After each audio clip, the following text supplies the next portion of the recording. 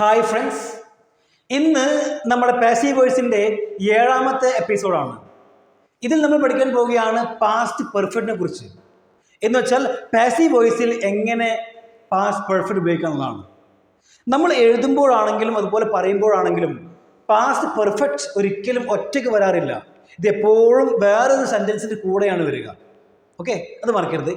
ഇനി നമുക്കറിയാം ഹാഡ് ബീൻ്റെ കൂടെ എപ്പോഴും വെർബ് ING ഫോം ആണ് വരാറുള്ളത് അല്ലേ. എന്താണ് ഹാഡ് ബീൻ്റെ കൂടെയും അതുപോലെ പ്രസൻറ്റിലാണെങ്കിലോ have been, has been, had been, ഇതിനൊക്കെ കൂടെ വെർബ് ING ഫോം ആണ് എപ്പോഴും വരാറുള്ളത്. പക്ഷേ പാസീവ് വോയിസിൽ ING അല്ല വരിക. പാസീവ് വോയിസിൽ എപ്പോഴും വെർബ് തേർഡ് ഫോം ആണ് വരാറുള്ളത്. ഓക്കെ, അപ്പോൾ ഇതിൻ്റെ മീനിങ് ഇതാണ്.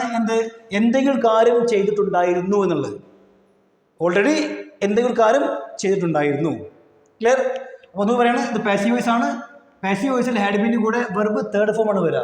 ഓക്കെ, നമ്മുടെ ആക്റ്റീവ് വോയിസ് ആണെങ്കിലോ സാധാരണ നോർമൽ സ്ട്രക്ചർ ആണെങ്കിൽ ഹാഡ് ബീൻ്റെ കൂടെ ഒരു സംശയം വേണ്ട, ഹാഡ് ബീൻ്റെ കൂടെ വെർബ് ING ഫോം തന്നെയാണ് വരിക. ഓക്കെ, ഇത് പാസീവ് വോയിസ് ആണ്. ഇനി നമുക്ക് നമ്മുടെ ഒന്നാമത്തെ ഉദാഹരണം നോക്കാം. ഞാൻ പറയാണ്, ഞാൻ ഓഫീസിൽ എത്തുന്നതിന് മുമ്പ് തന്നെ എൻ്റെ പേഴ്സ് കളവ് പോയിട്ടുണ്ടായിരുന്നു എന്ന് പറഞ്ഞ് ഞാൻ ഓഫീസിൽ എത്തുന്നതിന് മുമ്പ് തന്നെ എൻ്റെ പേഴ്സ് കളവ് പോയിട്ടുണ്ടായിരുന്നു. അപ്പം എൻ്റെ പേഴ്സ് കളവ് പോയിട്ടുണ്ടായിരുന്നു. ആരാണ് കട്ടത് അറിയില്ല. അതുകൊണ്ട് നമുക്ക് ഈ ഒരു പോർഷൻ ഉണ്ടല്ലോ, ഇത് കളവ് പോയില്ല, ആ ഒരു പോർഷൻ പാസീവ് വോയിസ് ചെയ്താൽ എന്താണ്? മൈ പേഴ്സ് കഴിഞ്ഞിട്ട് had been. My purse had been verb third form. കക്കുക സ്റ്റീൽ, അതിന് തേർഡ് ഫോമാണ് സ്റ്റോളൻ. അപ്പം എന്തായി? My purse had been stolen. എൻ്റെ പേഴ്സ് കളവ് പോയിട്ടുണ്ടായിരുന്നു എന്നായി. അപ്പോൾ before I reach the office, കണ്ടോ, ഓഫീസിൽ എത്തുന്നതിന് മുമ്പ് തന്നെ എൻ്റെ പേഴ്സ് കളവ് പോയിട്ടുണ്ടായിരുന്നായി. അപ്പോൾ ഈ ഒരു പോർഷൻ ഉണ്ടല്ലോ, ഇവിടെ രണ്ട് പോർഷൻ ഉണ്ട്. ഏതാണ്? ഒന്നാമതാണ് before I reach the office. ഇതിന് കുഴപ്പമൊന്നുമില്ല, ഇതവിടെ നോട്ടെ, കുഴപ്പമില്ല. പക്ഷെ ഇവിടെയാണ് പ്രശ്നം. ഇവിടെ ആരാണ് കട്ടത് എന്ന് അറിയാത്തത് കൊണ്ട് നമ്മൾ ഈ ഒരു പോർഷനെ എന്താക്കി? പാസീവ് വോയിസ് ആക്കി മാറ്റി. ഓക്കെ, ഇനി രണ്ടാമതാണ്, അവൻ വീട്ടിൽ വരുന്നതിന് മുമ്പ് തന്നെ അവൻ്റെ റൂം വൃത്തിയാക്കിയിട്ടുണ്ടായിരുന്നു. എന്താണ്? അവൻ വീട്ടിൽ എത്തുന്നതിന് മുമ്പ് തന്നെ, അല്ലെങ്കിൽ അവൻ വീട്ടിൽ വരുന്നതിന് മുമ്പ് തന്നെ അവൻ്റെ റൂം വൃത്തിയാക്കിയിട്ടുണ്ടായിരുന്നു. അപ്പം അവൻ്റെ റൂം ആരാണ് വൃത്തിയാക്കിയത് അതറിയില്ല. അതറിയാത്തത് കൊണ്ട് ആ ഒരു പോർഷൻ എന്താണ്? ആ ഒരു പോർഷൻ നമുക്ക് പാസീവ് വോയിസ് എഴുതാം. ഓക്കെ, അപ്പോൾ നമുക്ക് ആദ്യം പറയാം, അവൻ്റെ റൂം വൃത്തിയാക്കിയിട്ടുണ്ടായിരുന്നു എന്ന് നമുക്ക് പാസീവ് വോയിസ് എഴുതാം. കാരണം ആരാണ് ചെയ്തെന്ന് അറിയാത്തത് കൊണ്ട്.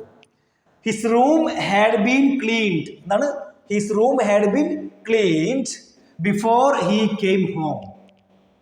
അപ്പോൾ ബിഫോർ ഹീ കെയിം ഹോം ഇതിനൊന്നും ചെയ്യണ്ട, അവിടെ നിന്നോടെ, ഒരു കുഴപ്പമില്ല. ബിഫോർ ഹീ കെയിം ഹോം, അവൻ വീട്ടിൽ വരുന്നതിന് മുമ്പ് തന്നെ അവൻ്റെ റൂം വൃത്തിയാക്കിയിട്ടുണ്ടായിരുന്നു. അവിടെയാണ് പ്രശ്നം. ഇത് അവൻ്റെ റൂം വൃത്തിയാക്കിയിട്ടുണ്ടായിരുന്നു, അതറിയില്ല ആരാണ് വൃത്തിയാക്കിയതെന്ന്. അതുകൊണ്ട് ആ ഒരു പോർഷൻ മാത്രം നമുക്ക് എന്ത് ചെയ്യാം? പാസീവ് വോയിസിൽ ആക്കി. The room, his room had been cleaned before he came home.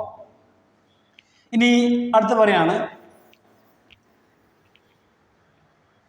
അതിഥികൾ എത്തിയപ്പോഴേക്കും. എന്താണ്? അതിഥികൾ എത്തിയപ്പോഴേക്കും ഭക്ഷണം പാചകം ചെയ്തിട്ടുണ്ടായിരുന്നു.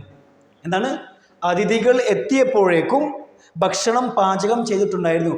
അപ്പോൾ ഭക്ഷണം പാചകം ചെയ്ത ആരാണ് പറഞ്ഞിട്ടില്ല. അതുകൊണ്ട് ഈ ഒരു പോർഷൻ നമുക്ക് പാസീവ് വോയിസിൽ എഴുതാം. ക്ലിയർ? ഞാൻ പറയാണ്. ഓക്കെ, ഭക്ഷണം. The food had been cooked. The food had been cooked verb third form. Okay, by the time the guest arrived. ഉണ്ടോ? The guest arrived. ഈ ഒരു പോർഷൻ അതേപോലെ സിമ്പിൾ പാസ്റ്റ് ആണ്, ഒരു കുഴപ്പമില്ല. കാരണം ഈ പോർഷൻ വളരെ സിമ്പിളാണ്. By the time the guest arrived എന്ന് വെച്ചാൽ ഗസ്റ്റ് അതിഥികൾ എത്തിയപ്പോഴേക്കും എന്താണ്? The food had been cooked. ഇത് നമ്മൾ എന്തായി? പാസീവ് വോയിസിലാക്കി മാറ്റി. എന്താ കാരണം? അവിടെ ആരാണ് ഭക്ഷണം ഉണ്ടാക്കിയത് പറഞ്ഞിട്ടില്ല. അതുകൊണ്ട് ഈ ഒരു പോർഷൻ മാത്രം നമ്മൾ എന്ത് ചെയ്യും? പാസീവ് വോയിസിൽ എഴുതി. അത്രേ ഉള്ളൂ. ഇനി അടുത്താണ്,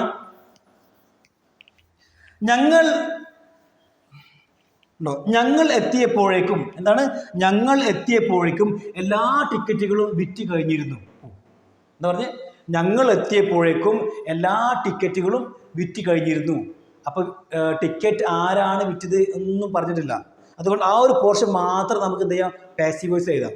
ഓക്കെ, എങ്ങനെയാണ്? ഓൾ ദ ടിക്കറ്റ്സ്, എല്ലാ ടിക്കറ്റുകളും had been sold, had been sold എന്നാണ് എല്ലാ ടിക്കറ്റുകളും വിറ്റ് കഴിഞ്ഞിരുന്നു എന്നായി അല്ലേ, വിറ്റ് കഴിഞ്ഞിരുന്നു.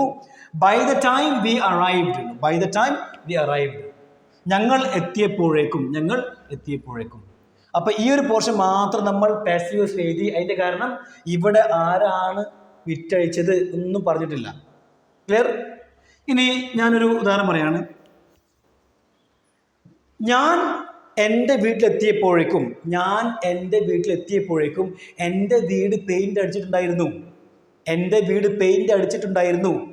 അപ്പോൾ എൻ്റെ വീട് ആരാണ് പെയിൻ്റ് അടിച്ചത് അറിയില്ല. അതുകൊണ്ട് ആ ഒരു പോർഷൻ മാത്രം നമുക്ക് എന്ത് ചെയ്യാം? പാസീവ് വോയിസ് എഴുതേണ്ടി വരും, എഴുതാം. അപ്പം ഞാൻ പറയാണ്, by the time I reached my home. ഇത് അങ്ങനത്തെ ഒന്നും കുഴപ്പമില്ല. By the time I reached my home, ഇവിടെ ഒരു കുഴപ്പമില്ല, അതാണെന്നുണ്ട്. അടുത്തതാണെന്ത്? എൻ്റെ വീട് പെയിൻ്റ് അടിച്ചിട്ടുണ്ടായിരുന്നു.